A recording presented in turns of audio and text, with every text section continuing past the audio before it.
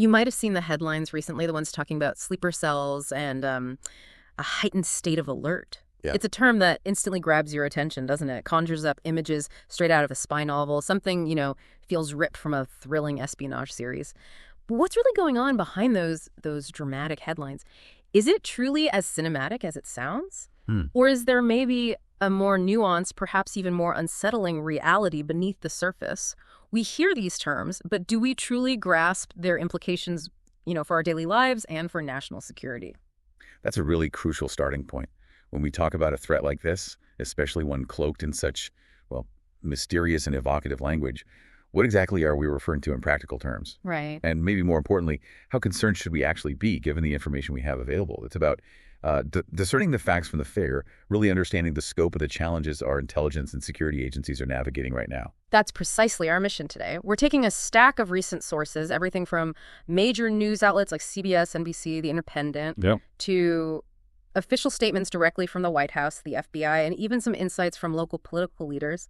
Our goal here is to unpack what all this means for you. We're going to try and pull out the most important nuggets of knowledge, dissecting the information piece by piece. So you can walk away well-informed, hopefully equipped with a clearer, more comprehensive understanding of the situation.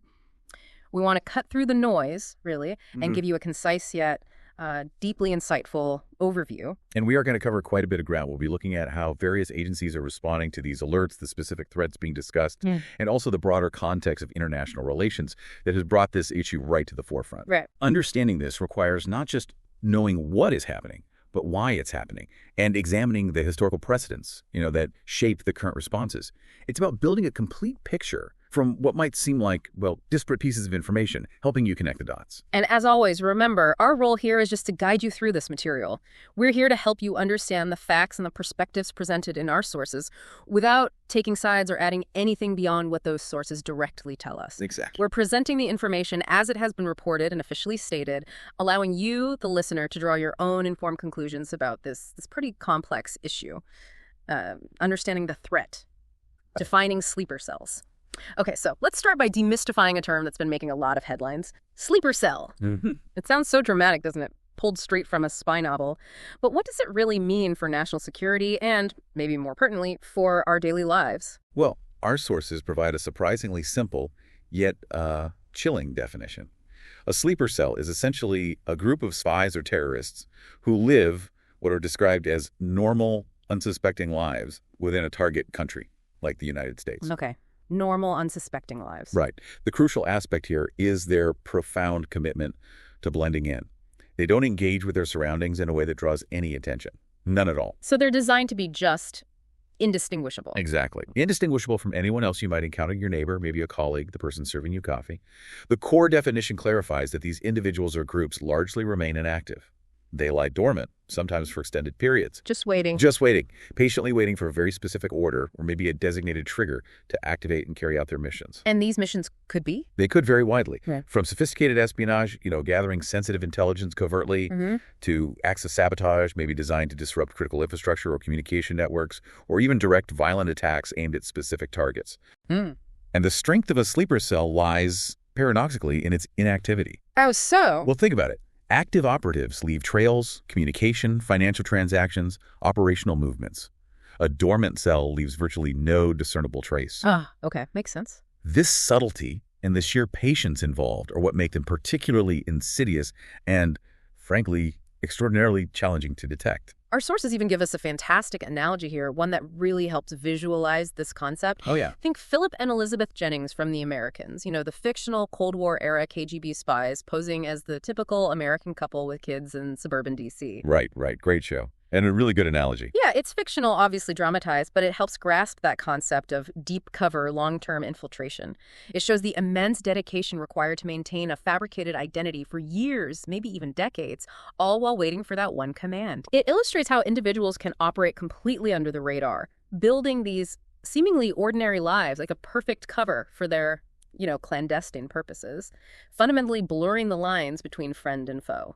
What's truly fascinating there is precisely the operational advantage that this dormancy provides for an adversary. Yeah, the inactivity. Exactly. It makes detection incredibly difficult because there's no immediate overt activity to flag intelligence or law enforcement agencies.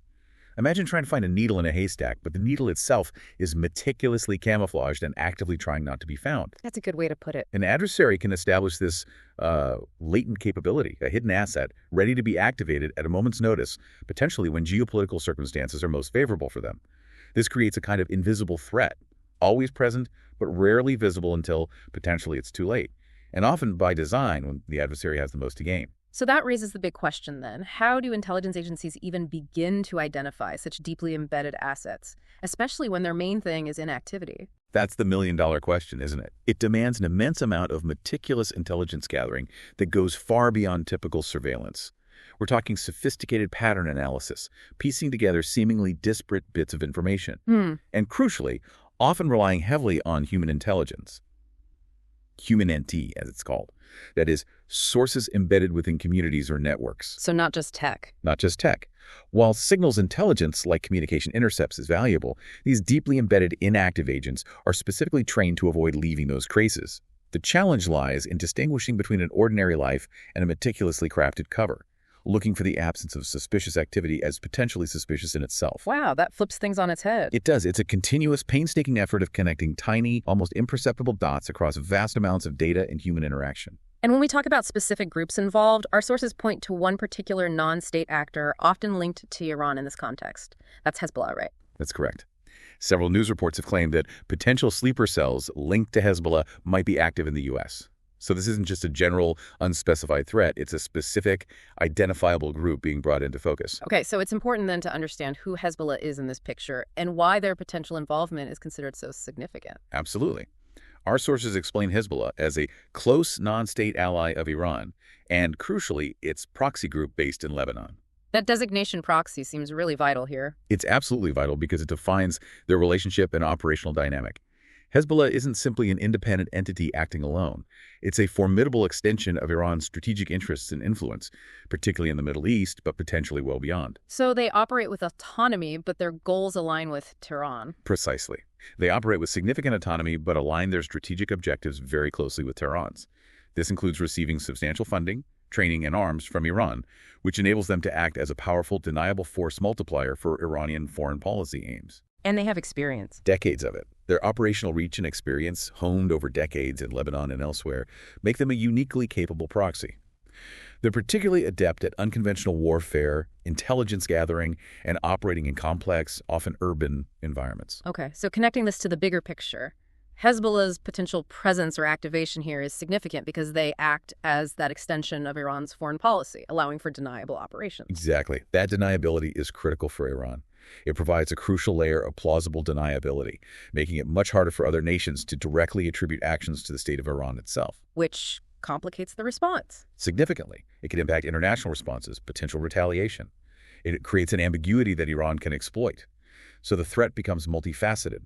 It's not just the state actor, Iran, posing a direct challenge, but also its formidable, highly capable, and well-resourced proxies operating on its behalf. What are the strategic implications of using a proxy group like that? They're profound. It allows a state like Iran to project power and influence, or even conduct asymmetric warfare, without necessarily incurring the direct cost or diplomatic fallout of a direct state-on-state confrontation. Less risk for them directly. Much less direct risk. Proxies like Hezbollah often possess unique operational security protocols, establish local networks, and specific skill sets that a state actor might not openly employ, or might risk too much by directly employing. They can also provide a diverse set of tactics and capabilities that are often more adaptable and harder to track than conventional state forces. Like what kind of capabilities? Well, for instance, Hezbollah has demonstrated capabilities in complex financial networks, covert logistical support, and sophisticated intelligence gathering, precisely the tools needed to establish and potentially activate sleeper cells in distant territories. And their structure helps with deniability, too. Yes, their structure also means that even if a cell is exposed, Iran can more easily distance itself, complicating any direct reprisal or blame. 2. The escalating alert. Official concerns and responses. Okay, so we have a clearer picture now of what a sleeper cell is, and the specific group, Hezbollah, often linked to this. Let's turn to why this is suddenly top of mind for so many officials right now. It feels like it's moved beyond just a theoretical concern. There's a palpable sense of urgency, isn't there? There certainly seems to be, based on the sources. They clearly detail that Both the White House and FBI officials are on high alert for Iranian sleeper cells in the U.S. amid the Israel-Iran conflict. High alert, not just a low-level concern. No, this signals a full spectrum of elevated state of readiness. It impacts resource allocation, intelligence priorities, the whole posture. And adding to that, Customs and Border Protection, CBP, they had a pretty stark assessment. They did. CBP, a key agency obviously on the front lines, issued a stark assessment stating unequivocally that the threat has never been higher. Never been higher. That's a powerful language from an agency like CBP. It really is. They're typically quite measured in their public pronouncements. But there was a nuance there too, right, about credible threats. Yes, and it's a crucial nuance our sources emphasize. While the threat level is indeed assessed as extremely high, the CBP also stated they have not identified any credible threat yet. Okay, that distinction feels really important. It's incredibly important. It doesn't suggest complacency at all. Rather, it highlights a state of heightened vigilance and concern, but not necessarily an imminent, actionable plot that's been confirmed and localized. So preparedness against potential danger, not necessarily confirmed immediate danger. Exactly. Preparedness against a potential rather than a confirmed and immediate danger. And related to this, there was also the report about Iranian nationals entering the U.S. illegally. Yes, CBP reported documenting thousands of Iranian nationals entering the U.S. illegally. But the sources were clear this doesn't automatically mean they're sleeper cells. Extremely clear on that point. This documentation doesn't mean they're sleeper cells. It's a data point within the broader intelligence mosaic, part of the heightened awareness and data collection efforts in a period of elevated alert. So it's about understanding movements in a sensitive climate, not jumping to conclusions. Precisely, without drawing unsubstantiated conclusions. So this term high alert, what does that actually entail for agencies like the White House, FBI, CBP? What does it mean on the ground? It signifies a profound, systemic shift in operational posture. It demands a significant reallocation of resources, more personnel, more sophisticated technology, a surge in intelligence gathering and analysis. So it's a major undertaking. Absolutely. It translates into increased vigilance across all relevant departments, from border security to domestic intelligence, even cyber defense. We're talking more intense data analysis, increased interagency communication, and a heightened state of readiness for various response scenarios, including contingency planning. And the CBP's comment, never been higher, but no credible threat yet. That highlights the challenge. It highlights the immense challenge of distinguishing between, say, legal and illegal entries versus identifying active, deeply embedded threats like sleeper cells. They're sifting through a massive volume of data traveler manifests, border crossings, intelligence reports trying to spot anomalous patterns or subtle indicators amidst millions of legitimate movements. It sounds incredibly difficult. It is. The difficulty lies in discerning a meticulously designed cover from an ordinary life, especially when the very essence of a sleeper agent is to be undetectable. It underscores the monumental task of maintaining security without inadvertently creating an environment of undue suspicion towards, say, all individuals of a particular nationality. It's a delicate balance they constantly navigate. Requires a lot of deep analysis, then. A level of forensic analysis that goes far beyond simple border checks, delving into financial patterns, communication networks, behavioral indicators, the whole 9 yards. And here's where it gets really interesting, because it wasn't just about being on alert, right? There were concrete actions being taken, even before the latest escalation. That's a key point from the sources. They reveal an FBI directive that actually predates some of the most recent military actions. Specifically, FBI Chief Kash Patel ordered a surveillance of these agents even before the U.S. military struck deep inside Iran's nuclear establishments. Wow. So the concern wasn't just reactive to the strikes. It suggests not. It indicates a preemptive strategic move, perhaps based on existing intelligence or evolving geopolitical indicators. It suggests a deeper, more entrenched concern than just a reaction to one event. And the timeline on that. When did the increased surveillance start? Our sources specify that this increased surveillance started earlier this month after Israel's Operation Rising Lion offensive began. Okay, so even before the overt U.S. military involvement that we're going to talk about, agencies were already ramping up. Exactly. It shows a layered and anticipatory response to an anticipated rise in tensions. It indicates foresight, a calculated effort to mitigate risks before they fully materialize. Highlights that dynamic nature of intelligence work, trying to get ahead of threats. Precisely. It involves not just monitoring, but actively trying to map potential networks and identify dormant actors before they're potentially given a green light. But surveilling potential sleeper agents. You said earlier how hard they are to detect. That must be incredibly challenging. Immense is the word. Given their deep cover and inactive nature, It's not a simple matter of tracking overt movements or listening to obvious communications. It requires significant, multifaceted intelligence gathering that often extends far beyond traditional surveillance methods. Like the pattern analysis and human intelligence you mentioned. Exactly. Meticulous pattern analysis across vast data sets, piecing together seemingly unrelated bits of information that might, over time, reveal a long-term plan or a hidden connection. And again, crucially, it relies heavily on human intelligence. HUMINT. Sources embedded within communities or networks who can provide insights technology simply cannot capture. Because the agents are trained to avoid the tech traces. They are. While signals intelligence, SIGINT, or open source intelligence, CENTENT, are invaluable, these agents are specifically trained to avoid leaving those electronic or public traces. So this effort, predating the U.S. strikes, strongly suggests a longer-standing underlying concern within intelligence circles. Meaning the current high alert is an intensification, not a sudden panic. That's likely an intensification of ongoing complex operations. And the resources needed for this kind of surveillance must be huge. Vast. Highly trained agents with specialized linguistic and cultural expertise, cutting-edge analytical tools, extensive data processing capabilities, and a sustained long-term commitment of both personnel and budget. It's a resource-intensive endeavor that really speaks to the perceived seriousness of the threat. It requires a multifaceted approach to uncover and neutralize assets designed specifically to remain hidden. A lot of unseen work. Unseen and often unheralded, operating in the shadows. But it forms the bedrock of national security against these kinds of asymmetric threats. So how does this national, international concern filter down locally? Is it something cities are thinking about? Our sources show it's very much on the radar for urban centers, particularly a global hub like New York City. Right. The potential for Iran activating sleeper cells isn't just a federal issue. It's become top of mind among NYC mayoral contenders. Mayoral contenders, so it's entered local political discourse. Prominently so.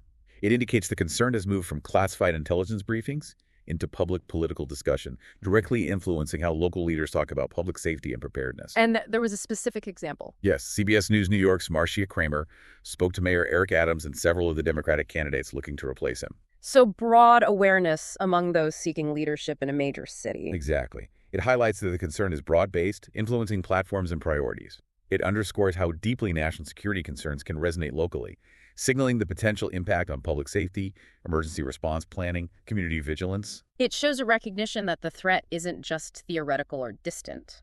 Correct. It could manifest in the immediate environment of millions of citizens, requiring local governments to think about everything from enhanced policing to public awareness campaigns and infrastructure protection. And when it becomes top of mind for mayoral candidates in a city like New York, what does that signify?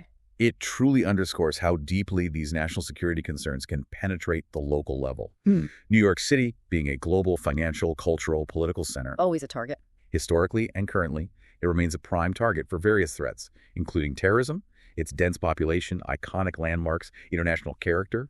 It all makes preparedness at all levels absolutely critical. The discussion among candidates reflects not just political awareness, but a pragmatic consideration of public safety and emergency management, where the stakes are incredibly high. So what would local governments need to consider in that scenario? Everything from enhanced intelligence sharing and coordination with federal agencies like the FBI and DHS, to reviewing and updating emergency response protocols for potential mass casualty events, and even developing nuanced community awareness campaigns. Campaigns that encourage vigilance without Fueling undue suspicion or discrimination. That's the tightrope walk. And why are major cities primary targets? You mentioned symbolic value. It's multifaceted. Symbolic value, yes, hitting a major city makes a global statement.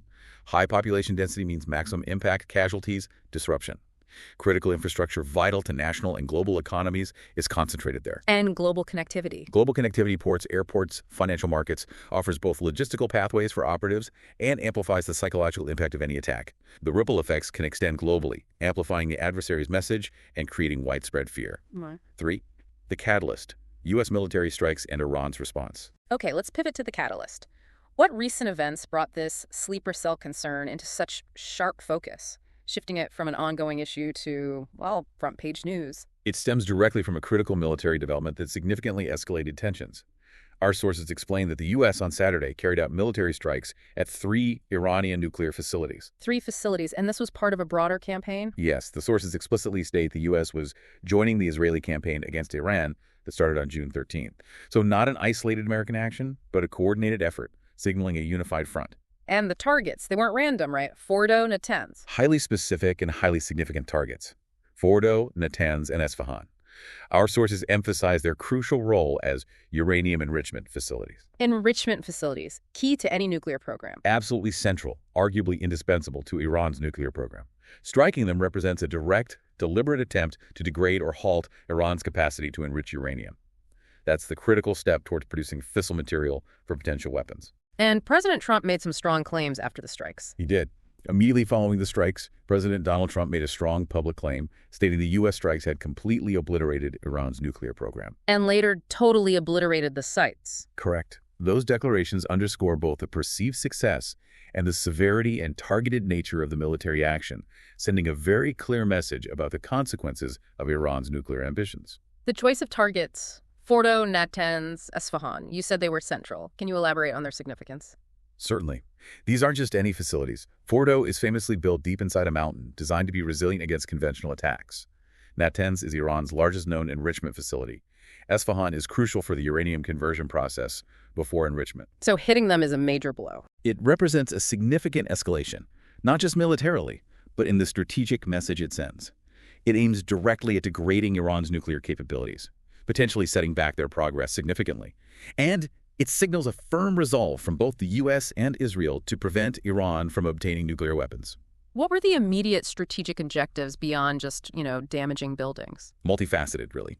Firstly, deterrence, demonstrating a willingness to act decisively against nuclear proliferation. Secondly, applying pressure, trying to force Iran back to negotiations, but from a position of weakened nuclear capability. And sending a message to others. Exactly. A message to allies and adversaries alike, reaffirming U.S. commitment to regional stability and its support for partners like Israel. Targeting enrichment facilities specifically shows an intent to directly impact Iran's capacity to produce fissile material, the hardest part of building a bomb. It's a precise strike aimed at a core capability. And here's where it gets particularly intense, because Iran apparently made its stance clear before these strikes happened. That's right. Our sources explicitly state that Iran had reportedly communicated to President Donald Trump that it could activate sleeper cells in the U.S. if the U.S. military struck its nuclear establishments. Wow. A direct, specific threat, not subtle. Not subtle at all. A clear red line, directly linking U.S. military action abroad to potential domestic security implications. It was an attempt to deter the action before it occurred. And how is this message delivered, not through normal channels? The method itself is interesting. Our sources detail, based on an NBC report, that the message was relayed to Trump through an intermediary at the G7 summit in Canada last week. An intermediary at the G7? Why there? The choice of a high-profile international summit and an intermediary suggests a deliberate strategic attempt to ensure the message was received at the highest levels of U.S. leadership and understood in its full gravity. No room for misinterpretation. In the context of that G7 summit, what else was happening? Crucial context from our sources. During the same summit, the group of 7 nations had vowed support to Israel, labeling Iran as a source of instability in the Middle East. So the warning came against a backdrop of international condemnation of Iran. Precisely. It underscores the significant international diplomatic pressure Iran was facing, framing their threat as a direct, almost defiant response to this collective stance from major global powers. That communication from Iran, delivering it that way at the G7, you called it strategic messaging. Absolutely. It wasn't just a threat, it was a calculated piece of strategic messaging. A clear red line, meticulously designed to deter U.S. action and signal a proportional, albeit asymmetric response if their nuclear facilities were hit. It highlights Iran's strategic calculus trying to communicate consequences in advance, perhaps hoping to prevent the escalation altogether. Which raises the question, how do nations weigh explicit warnings like that when making military decisions? It's a complex assessment. We'd likely look at several things. First, credibility. Does Iran have a history of carrying out such threats? Do they have the capability? What's the operational footprint of their proxies? Past behavior, too. Definitely. Examining previous responses to perceived provocations, and then the potential impact of inaction versus action.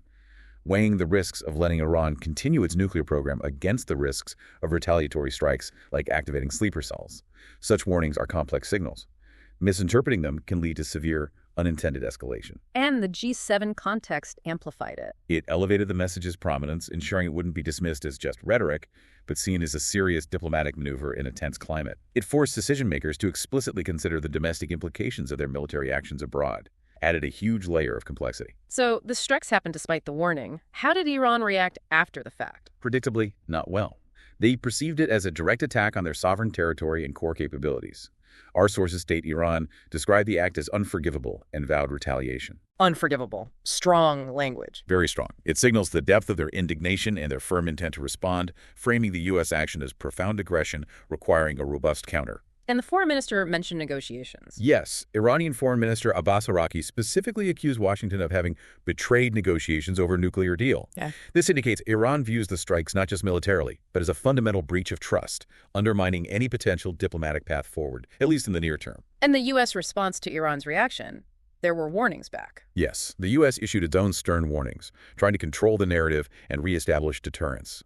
Secretary of State Marco Rubio cautioned Iran that any retaliatory action against the U.S. or its interests would be the worst mistake they've ever made. Setting a boundary. Trying to, yes, perhaps to prevent immediate direct retaliation on U.S. soil or assets. And President Trump reinforced that. Powerfully. With a strong public statement.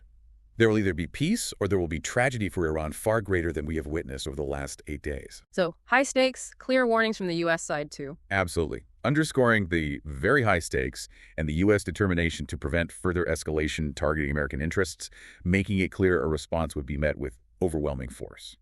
Looking at this exchange, Iran's vows, the U.S. warnings, what does that tell us about the bigger picture? Iran's vows of retaliation and accusations of betrayal are, on one level, predictable diplomatic and strategic responses after such a significant hit. But they also significantly underline the heightened risk of a prolonged, unpredictable conflict.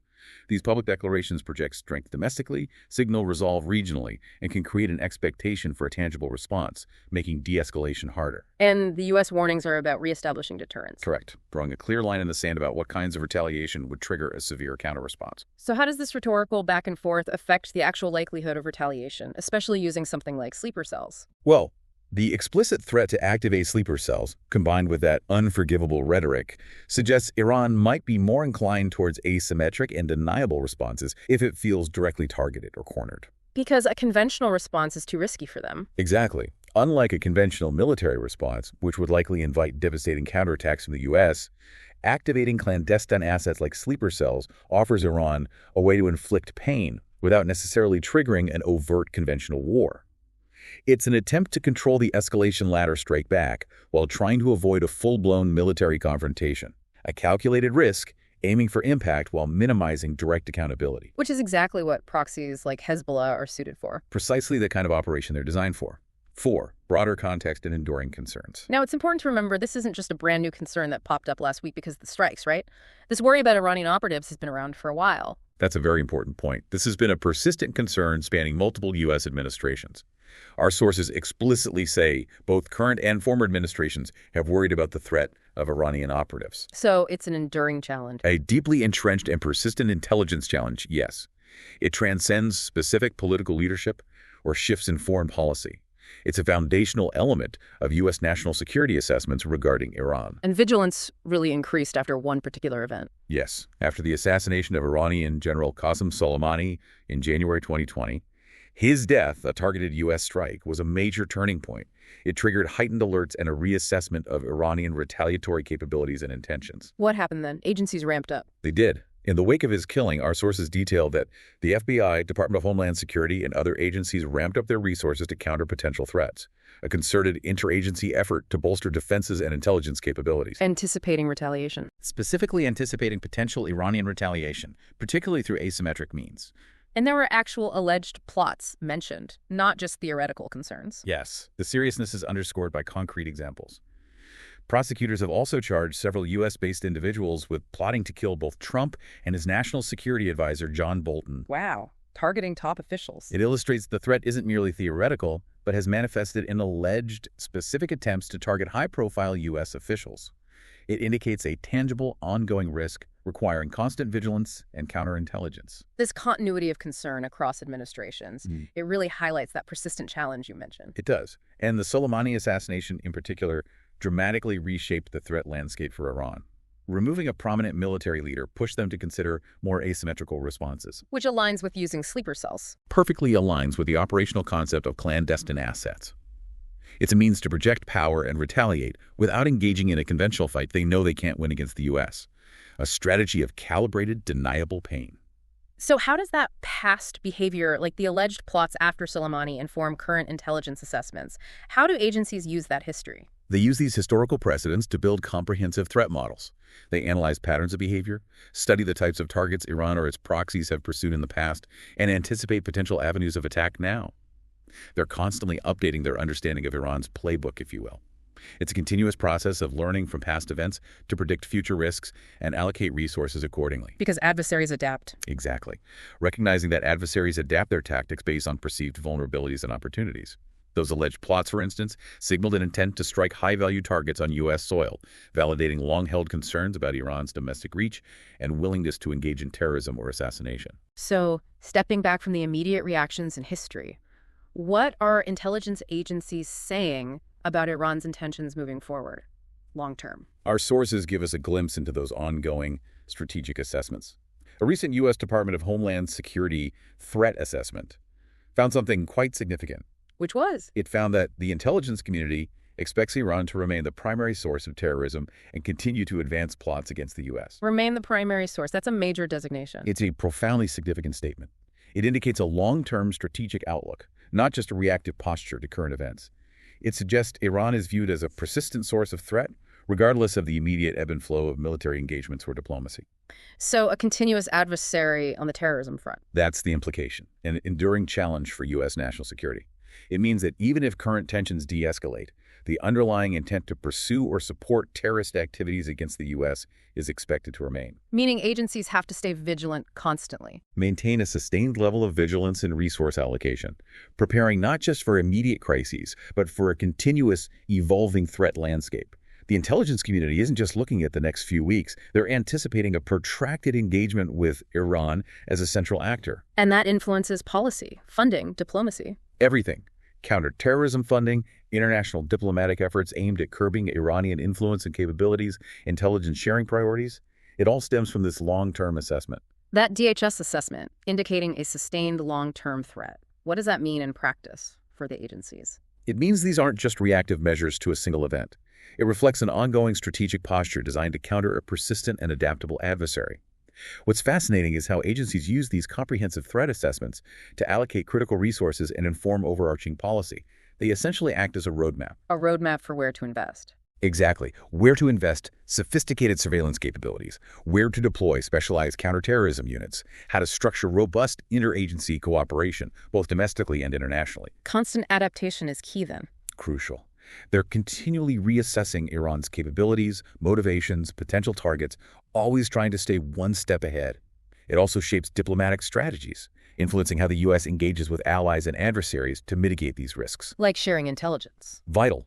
Intelligence sharing with European partners or Middle Eastern allies becomes even more critical when facing a persistent, diffuse threat like state-sponsored terrorism that could pop up anywhere. It's dynamic, often unseen work, essential for protecting national interests. To get maybe a deeper sense of Iran's strategic thinking, our sources included an expert's view, Barak Siner. His take was quite stark. Yes, Barak Siner, a senior fellow at the Henry Jackson Society. His analysis was indeed compelling and quite chilling, he stated. As the conflict in the Middle East escalates and Iran is being targeted, the regime thinks to itself, okay, we are on our last throws, and therefore we will go out with a bang, quite literally. Go out with a bang. That suggests a dangerous shift if they feel cornered. A dangerous, almost desperate shift in strategic calculus, if Iran perceives its very existence or core capabilities are fundamentally threatened. A potential move from rational deterrence to a more destructive, perhaps all-or-nothing approach. And he elaborated on that. He did, emphasizing that Iran's calculus will be very different if its survivability is threatened, implying a cornered regime might resort to tactics it would otherwise deem too risky or extreme. Including activating sleeper cells. Potentially, yes, or initiating other asymmetric attacks with devastating consequences. This perspective really highlights the gravity of the situation and why intelligence services are so deeply concerned. Siner also noted the effort by U.S. intelligence. Yes, he observed that intelligence services in the U.S. are working overtime to contend and mitigate risks and threats that can emerge on its domestic soil, confirming the immense, continuous efforts happening behind the scenes to preempt such scenarios. And his conclusion tied the conflict directly to domestic risk. Clearly. He concluded with a stark risk assessment. The more protracted this conflict goes on, the heightened risk for both U.S. forces and assets in the Middle East, but also to U.S. security domestically. It makes the connection explicit. And Secor and POM officials basically confirmed the FBI is monitoring threats. Yes, United States Central Command officials also said it is likely that the FBI is currently monitoring potential domestic threats, adding weight to Senior's assessment. Senior's analysis that go out with a bang idea, it suggests a real tipping point. It does. A dangerous tipping point, where a regime facing what it perceives as existential threats might resort to more extreme, unconventional tactics. This concept is critical in threat assessment because it signals a potential shift away from deterrence-based logic, where actions are carefully weighed towards a more nihilistic, destructive approach. The goal might become just inflicting maximum pain, even at great cost to themselves. Which explains the urgency from intelligence agencies. Absolutely. It underscores the urgent efforts to preempt such scenarios because the stakes become incredibly high for both international and domestic security. So what would agencies look for? What are the indicators that Iran might be shifting to that more desperate calculus? They'd likely be scrutinizing several key areas very closely. Changes in official rhetoric escalating from threats to actual promises of destructive action. Unusual movements of personnel or assets, particularly those linked to covert operations or proxy forces. A sudden, unexplained increase in communication chatter between suspected operatives or proxy groups. Cyber activity, too. Definitely. A surge in cyber activity targeting critical infrastructure can often be a precursor to physical attacks. It would involve deep dives into intercepted communications, meticulous analysis of human intelligence reports, detailed satellite imagery. All pieced together. All meticulously analyzed for any signs of a fundamental change in strategic intent. The goal is to identify that shift before any actions are taken. It necessitates an incredibly proactive, interconnected, globally coordinated intelligence effort. A race against time, essentially. A race against time and a very complex puzzle to solve, often with incomplete pieces. Outro. Wow. We've covered a lot today, haven't we? We started by really trying to unpack what a sleeper cell truly is, moving beyond that spy novel image to the, chilling, real-world implications, ordinary lives as extraordinary covers. Then we looked at the high alerts from the White House and FBI, exploring what that vigilance actually means for security agencies. We delved into the pivotal U.S. strikes on Iran's nuclear facilities, and then explored the complex history and geopolitics, Iran's warnings, their vows of retaliation that bring us to this moment of, frankly, heightened tension. Yeah. It's a lot to take in, but hopefully you now have a much clearer, more nuanced picture of the facts as presented in our sources today. What's truly fascinating, I think, is seeing how all these elements, the definitions, the intelligence assessments, the military actions, the political and diplomatic reactions, how they all intertwine. They create this dynamic, challenging, and often unpredictable national security landscape. Yeah. It really highlights the constant need for vigilance and informed understanding, not just from intelligence agencies, but from informed citizens as well. The situation is always evolving. It requires continuous analysis, adaptation from governments, and, a clear-eyed understanding from the public. So, thinking about the listener, what does this all mean for you, for us as informed citizens, when we hear about these complex, far-reaching threats that now seem to have this tangible link to our own communities? How do we place them in our own lives? That's the critical question, isn't it? Given the complex, evolving nature of these threats and the intelligence community's assessment that this is a persistent challenge, how might the very definition of normal, unsuspecting lives, the essence of that sleeper cell cover, how might that subtly shift for individuals in an era of heightened global tensions and, let's face it, continuous digital surveillance? What might this mean for vigilance and community awareness? And how do we achieve that awareness without inadvertently fueling undue suspicion or paranoia among ordinary people just living their life? That balance. It's an incredibly delicate balance to strike between being alert and fostering trust within our communities. And it's a challenge that will likely only grow more complex as global events continue to ripple across borders and into our everyday realities. It's a crucial question, definitely worth pondering as we navigate this increasingly interconnected and complex world where global events can have direct implications much closer to home than maybe we once thought. Thank you for joining us on this deep dive.